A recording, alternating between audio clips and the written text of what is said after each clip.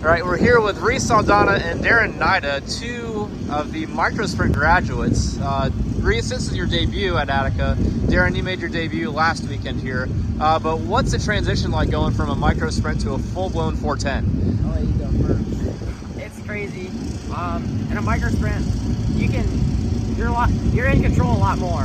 Like you're turning into the corner, you're trying to huck it in more a lot with a micro, but with a sprint car, you're not hucking a thing into the corner.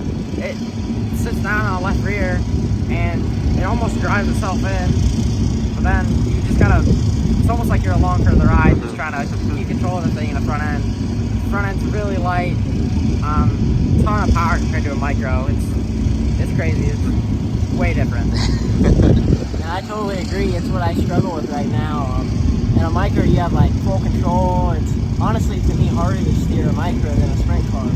But I struggle with keeping my arms in and like not really turning much. And I guess that's just the difference between a sprint car and a micro. So you both, obviously came to Attica tonight. So what is it about, running up in northwestern Ohio that is so appealing to you guys? Well, I think Darin can agree. The competition that comes to Attica is what makes you want to come here. But I was talking, they really run their show really well here, and that's why a lot of people like to come here. It's a great track. It offers a lot of different characteristics. It can be rough, it can be slick. It's just one of those well-balanced tracks.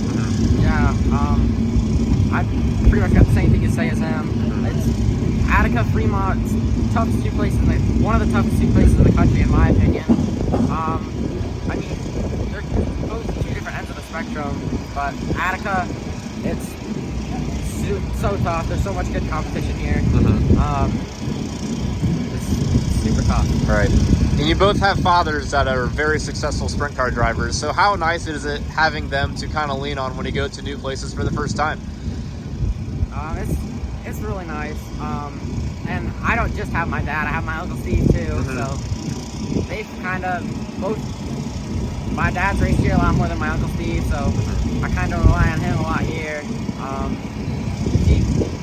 They're both a huge help as the night goes along, just kind of giving me tips about what I can do better, what I can improve on.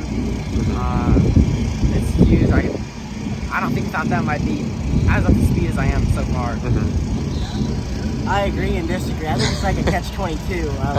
He's driven for so long, he kind of knows what the car does, and he can really tell that well. And like he could tell, like at Atomic last week, he could tell when I was off the throttle and why I was free. And it's just one of those things where it helps you learn, but also it kind of like calls you out. It makes you feel like, man, I know that, but he does too. So it's kind of hard to put into words. So.